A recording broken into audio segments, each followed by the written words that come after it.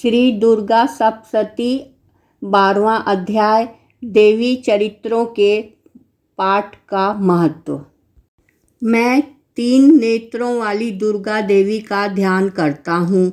उनके श्री अंगों की प्रभा बिजली के समान है। वे सिंह के कंधे पर बैठी हुई भयंकर प्रतीत होती हैं। हाथों में तलवार ढाल लिए अनेक कन्याएं उनकी सेवा में खड़ी हैं। वे अपने हाथों में चक्र, गदा, तलवार, ढाल, बाण, धनुष, पाश और तर्जनी मुद्रा धारण किए हुए हैं। उनका स्वरूप अग्निमय है तथा वे माथे पर चंद्रमा का मुकुट धारण करती हैं। देवी बोली, देवताओं, जो एकाग्रचित्त होकर प्रतिदिन इन सुत्रियों को मेरे स्तवन करेगा, उसकी सारी बाधा मैं निश्चय ही दूर कर दूंगी। जो मधुकैटभ का नाश, महिषासुर का वध तथा शुंभ निशुंभ के संहार के प्रसंग का पाठ करेंगे तथा अष्टमी, चतुर्दशी, नवमी को भी जो एकाग्रचित्त हो भावपूर्वक मेरे उत्तम महात्म का श्रवण करेंगे, उन्हें कोई पाप नहीं छू सकेगा। उन पर पाप जनित आपत्तियां भी नहीं आएंगी। इनके घर में कभी दरिद्रता नहीं होगी तथा उनको कभी प्रेमी जनों के बिछोह का कष्ट भी नहीं भोगना पड़ेगा। इतना ही नहीं, उन्हें शत्रु से, लुटेरों से, राजा से, शस्त्र से, अग्नि से तथा जल की राशि से भी कभी भय नहीं होगा। इसीलिए सबको एकाग्रचित्त होकर भक्तिपूर्वक मेरे इस महात्म्य को सदा पढ़ना सुनना चाहिए। यह परम कल्याणकारक है। मेरा महात्म्य महामारी जनित समस्त उपद्रवों तथा अध्यात्म आदि तीनों प्रकार के उत्पातों को शांत करने वाला है। मेरे जिस मंदिर में प्रतिदिन विधिपूर्वक मेरे इस महात्म्य पाठ का पाठ किया जाता है, उस स्थान को मैं कभी नहीं छोड़ती। वहाँ सदा ही मेरा सानिध्यान बना रहता है। बलिदान, पूजा, होम तथा महोत्सव के अवसरों पर मेरे इस चरित्र का पूरा पाठ और श्रवण करना चाहिए। ऐसा करने पर मनुष्य विधि को जानकर या बिना जाने भी मेरे लिए जो बलि, पूजा, होम आदि करेगा, उसे मैं बड़ी प्रसन्नता के साथ ग्रहण करूंगी।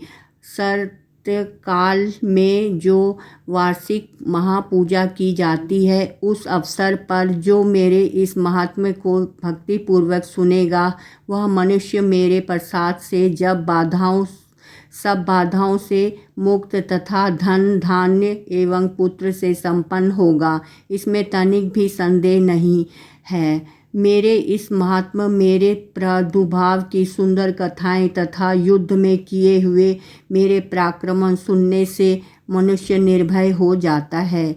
मेरे महात्म्य का श्रवण करने वाले पुरुष को शत्रु नष्ट हो जाते हैं, उन्हें कल्याण की प्राप्ति होती है तथा उनका कुल आनंदित रहता है।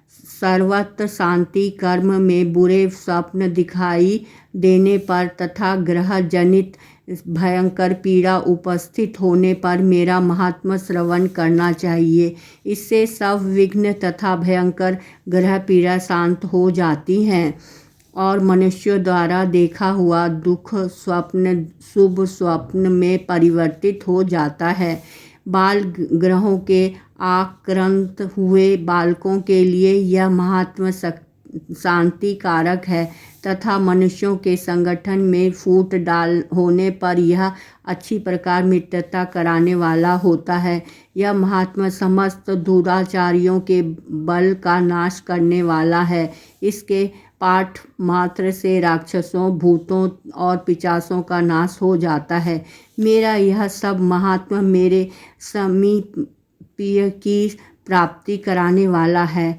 पशु पुष्प, अर्घ, धूप, दीप, गंध आदि उत्तम सामग्रियों द्वारा पूजन करने से, ब्राह्मणों को भोजन कराने से, होम करने से, प्रतिदिन अभिषेक करने से, नाना प्रकार के अन्य भोगों का अर्पण करने से तथा दान देने आदि 1 वर्ष तक जो मेरा आराधना की जाती है और उससे मुझे जितनी प्रसन्नता होती है उतनी प्रसन्नता इस उत्तम चरित्र का एक बार श्रवण करने मात्र से हो जाती है। यह महात्म श्रवण करने पर पापों को हर लेता है और आरोग्य प्रदान करता है। मेरे प्रादुर्भाव का कीर्तन समस्त भूतों से रक्षा करता है तथा मेरा युद्ध विषयक चरित्र दुष्ट दैत्यों का संहार करने वाला है।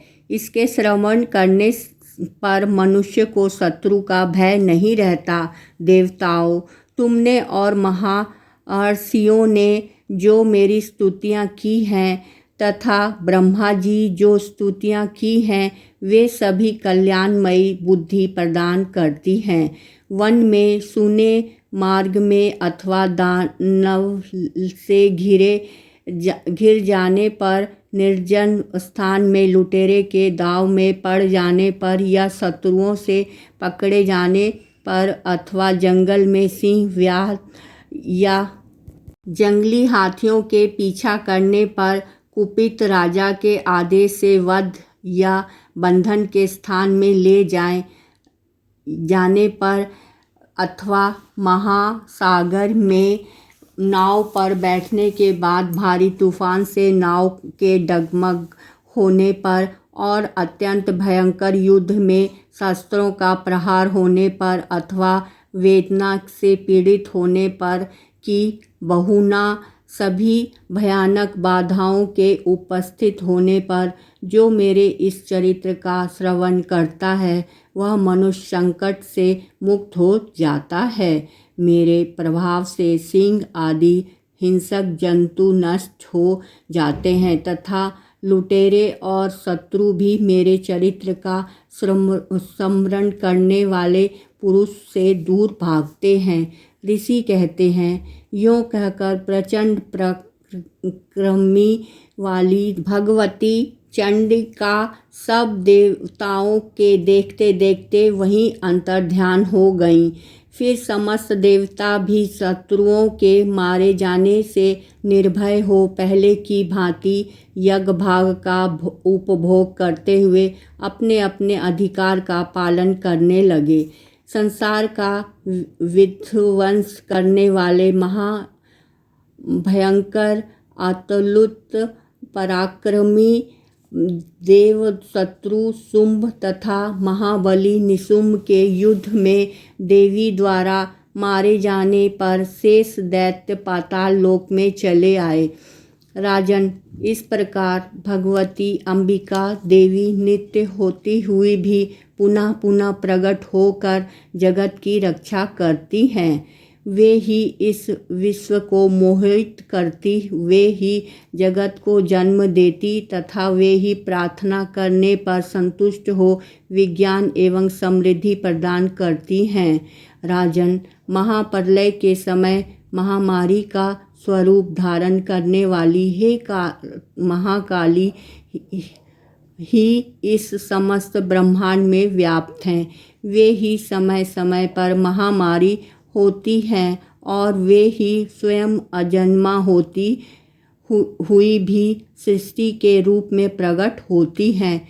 वे सनातनी देवी ही समय अनुसार संपूर्ण भूतों की रक्षा करती हैं।